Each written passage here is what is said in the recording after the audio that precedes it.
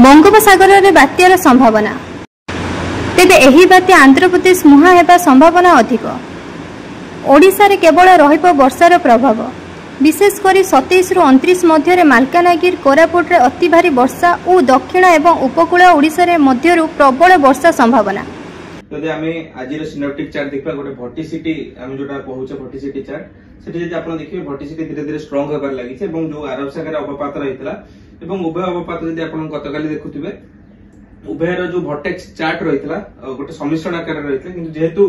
ए system T धीरे धीरे strong होबार लागिছে এবং दुई जन भितर जो कट ऑफ हमें कहि परिबा उभय सिस्टम अलगा होबार लागिसंती এবং आरब सागर जो अवपात रहिछि तार एते इंपैक्ट या पर पड़िबो नहीं। हम जदि देखबे ए सिस्टम टी आगामी दिन रे जदि देखबे आसंता काली सुधा तीव्र अवपात एवं संध्या किंबा आपन आसंता काली संध्या किंबा 27 तारिख सकाळ सुधा बात्यार परिणत होबार संभावना रहउछि।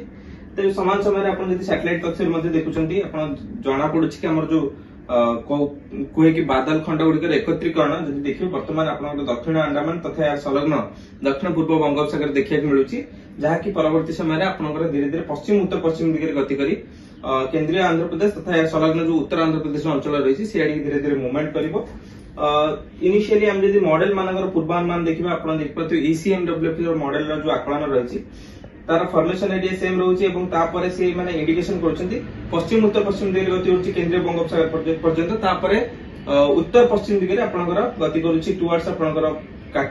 काकीनाडारु आपण विशाखापट्टनम भितरे स्थलभागु अतिक्रम करूछि ECMWF मॉडल। समान रूपे आपनकर जो GFS मॉडल रही सी मध्ये आपनकर अनुमान करूछि कि केंद्रीय बंगोपसागर आसला पर सिस्टम टी किछि परिमाण डिकर्व करि पारे किंतु GFS मॉडल जदि देखिबे टिके कम तीव्रता देखौछि आपनकर जो तार एन्सेम्बल मेंबर रहउछि किंतु ECMWF मॉडल टिके अधिक तीव्रता माने सीवियर साइक्लोनिक स्टॉर्म स्टेज रे देखौछन्ती।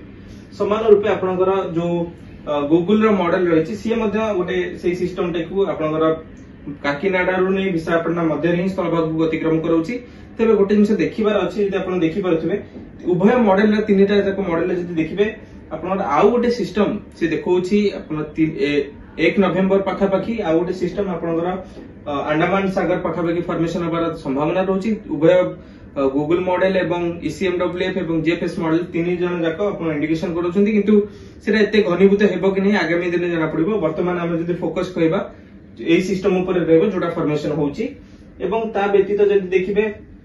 हमर जो एन्सेम्बल मॉडल रो ट्रैक मध्ये रहउछि सी मध्ये आपण समान रूप जदि देखिबे तो काकीनाडा पाखापाखी आपण स्थलभाग अतिक्रम करूछि। हमें गोटे टाइप रो कहबरे कि आगामी 24 घंटा भितरे से तीव्र अवपात तापरे अवपात 27 तारिख सकाळ भितरे हबो एवं तापर अधिक गणित गोटे सीवियर साइक्लोनिक स्टॉर्म रे परिणत होबार मध्ये संभावना रहउछि 28 तारिख बेलकु। तापरे से आपनकर काकीनाडा नहले विशाखापट्टनम पाखापाखी कोनोसी अंचल रे स्थलभाग अतिक्रम करियार बेसी संभावना रहउछि जहां पे आबे जदि देखिबे दक्षिण ओडिशा एवं उपकूल ओडिशा रे अधिक प्रभाव पड़ि पारे। विशेषकर मालकानगिरी कोरापुट रे सबुठु अधिक प्रभाव रहइबो जदि आपनकर उत्तर आंध्र प्रदेश पाखापाखी क्रॉस करूछि ता परवर्ती समय गंजाम गजपति रायगड़ा पुरी जगतसिंहपुर एवं केन्द्रापड़ा मध्ये प्रभाव पड़ि पारे एवं आ जदि बेल्ट देखिबा आपनकर जेमति नयागढ़ कटक खोर्धा सेठी मध्ये आपनकर किछि परिमाण मध्यम धरण वर्षा होबार संभावना रहउछि। हम जदि देखिया ए जो वर्षार पूर्वानुमान अछि आपण 27 रु 29 तारिख। ब्यूरो रिपोर्ट मो ओडिशा टीवी।